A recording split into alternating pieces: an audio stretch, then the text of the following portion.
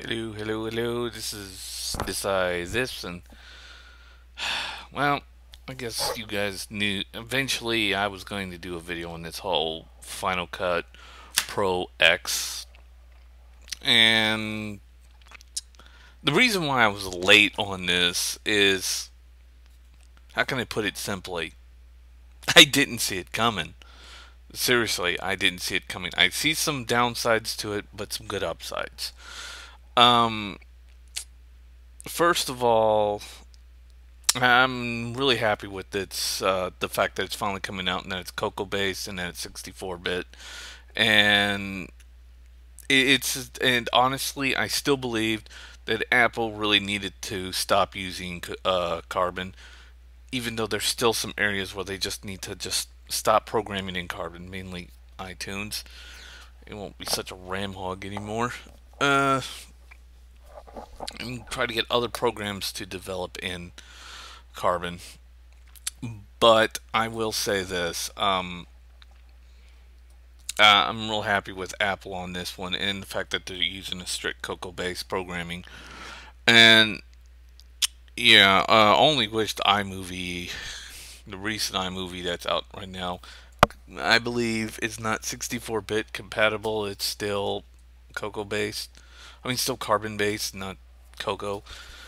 Uh, I mean, I still know there's one person out there I don't know about now who was an avid defender of Carbon, and that was Mr. Bett, but I don't know if he is now.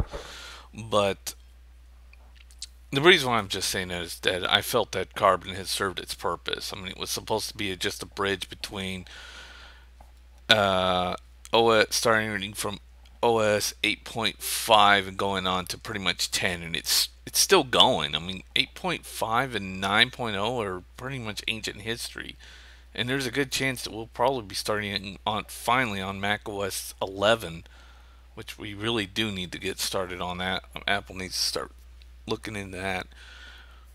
But anyways, I'm uh, I'm really glad on those areas.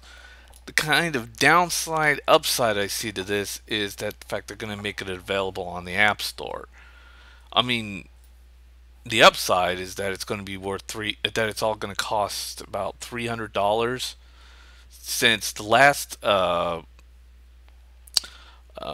Cut Pro cost about 1,000. So we're talking a huge cut in price here, mainly because they took out some of the useless Carbon code, and it's pretty much self-explanatory. Just like how in Mac OS 10, I mean, in Snow Leopard, when they made it smaller than Leopard by just taking all that useless PowerPC coding and just deleting it,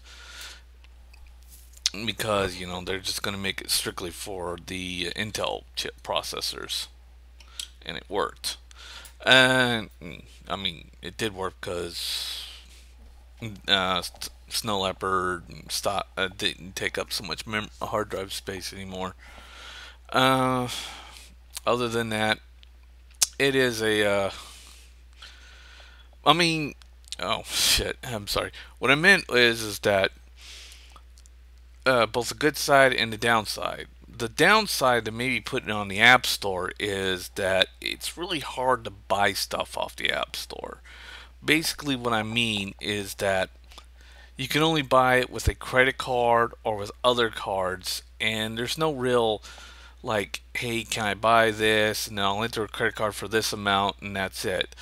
No, instead, Apple's like, you have to buy this for the direct full amount under your credit card, under your registered credit card, or you just got to go over to the nearest Walmart or so and buy a whole bunch of those either iTunes cards or App Store cards. By the way, they will work with the App Store and Apple. And it's going to take a fuckload of money. I mean, and seriously, entering all those cards in there is going to be a bitch. Hopefully, Apple will allow me to order it independently. Just from a store or whatever. But I am happy to see it. And of course, the other thing that worries me is that I'm a little afraid they probably cut a lot of features out. But I'm not making any stringent judgments, and I'm not going to say, "Oh, this sucks." Uh, to be honest, because I just don't have it, so I don't have any real final thoughts on it. Unless I actually have the product in my hands, not much I can say about it. Uh, Other than that, I am happy that Apple is finally starting to take back their Pro users again and their power users and look at it seriously. It, I kind of find this both as surprising and maybe not so surprising because most of you don't know that Unity for Unix, which was supposed to simplify Ubuntu, may not be implemented on Ubuntu. And,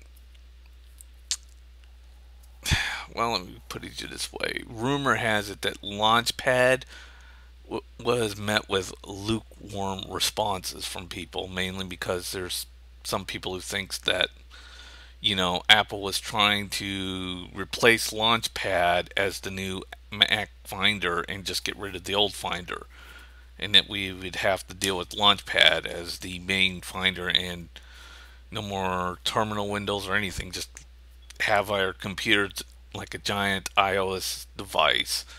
And apparently, Apple, I guess, was not understanding that both the iPhone, the iPod Touch, and the iPad and the Macs are, well, two separate devices. And, well, I like to get on my desktop and do whatever the fuck I want. Simple as that. But yeah, I guess Apple. I mean, I've been hearing rumors that a lot of people have been feeling that maybe they should be not taking away people's computer rights away or whatever, or something like that. But maybe just separate the two them and be more cost efficient about it. And of course, the other rumor is that Apple may be dumping a lot of prices on a lot of their products, even in the Mac, iMacs, and Mac Pros and MacBooks. Maybe, I don't know. That's speculative. So I'm not going to say if that's real or not. Just like the whole HD Wii 2, which I should probably do a video on that. And most of that's just rumors, though. But uh, Final Cut Pro X or 10, actually it's 10. It's not a rumor, and I believe it's coming in the month after May. So I'll finally have all my features open up on my 3DS, and I hopefully will be able to buy a new Final Cut Pro if it's any really good, and maybe, and it probably cheaper than Adobe Premiere. One more thing, where the fuck is EMIC to be announcing this? I mean, wouldn't he be here? I mean, $300, Final Cut Pro, all the features of all the other Final Cuts, Coco, 64-bit. Where the hell is EMIC?